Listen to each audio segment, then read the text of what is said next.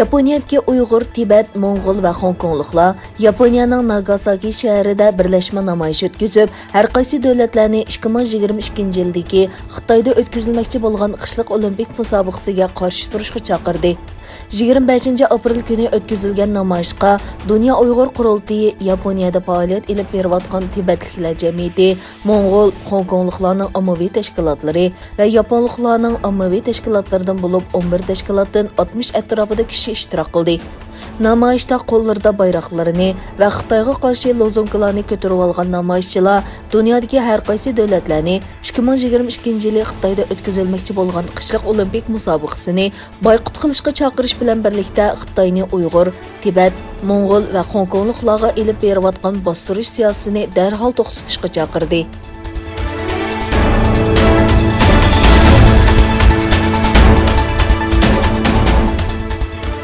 Amerika qalamkashlar jamiyati e'lon qilgan 2020 yillik yezish erkinligi ko'rsatkichi dokladida ko'rsatishicha, Xitoy yana yazg'uchi, ziyoli va tadqiqotchilar eng ko'p qamal qilgan davlat qatoridan o'rin olgan bo'lib, mazkur dokladga qamoqdagi 40 nafar Uyg'ur ziyolisi kirgizilgan. Dokladga 2020 yili dunyo miqyosidagi 35 davlatda yozgan asarlari sababli erkinligidan mahrum qilingan 273 nafar ziyoli, tanqidchi va yozg'uchi shoirlar kirgizilgan.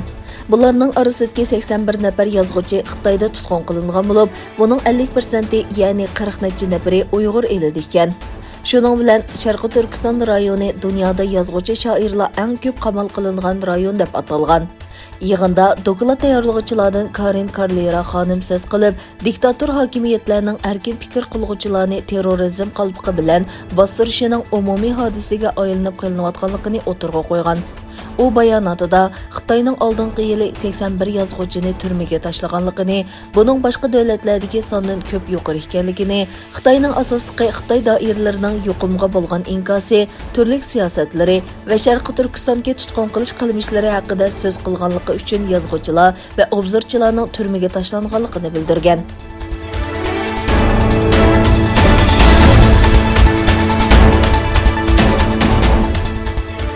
Yaponiya Tashqi ishlar ministrligining yangi dokladida Xitoyning harbiy kengaytish faoliyatlariga bo'lgan әндىشىسى ifodalandi.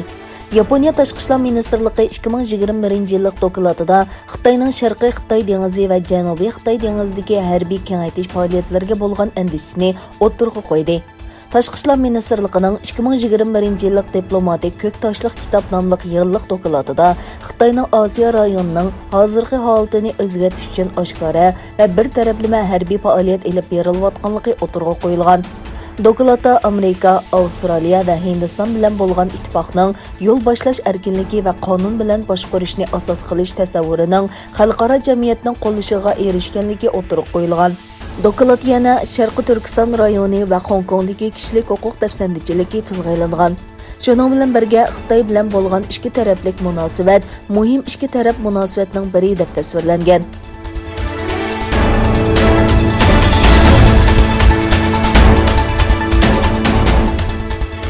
To'qson navbatlik Oskar mukopatiga Osiyo naslidan kelib chiqqan Sauting Nomandlad filmi uchun eng yaxshi kino mukopatiga va o'zi eng yaxshi rejissor mukopatiga erishdi. Lekin Xitoy hukumatı uning filmining Xitoyda ko'rsatilishiga yo'l qo'ymaydi.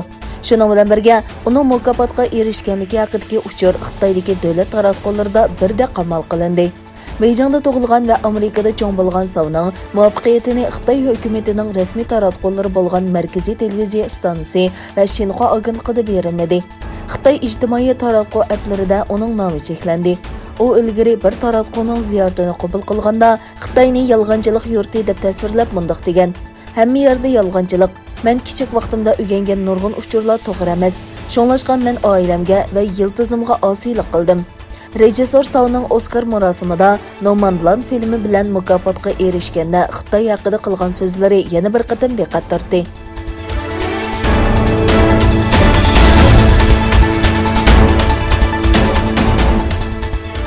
Xitoy davlatlik bozorini nazorat qilib boshqarish organi Alibabadan keyin yemaklik magnati Meituanga qarata monopol tekshirishni boshladi. O'xshash tekshirishda Alibabaga 2 milliard 800 million dollar jazo berilgan edi. Analizchilar Xitoyning 3-cü cho'ng şirketi bo'lgan Meituan'ga taxminan 4 milliard 600 million yuan, 709 million dollar jarimana qo'yilishi mumkinligini o'tirg'a qo'ydi.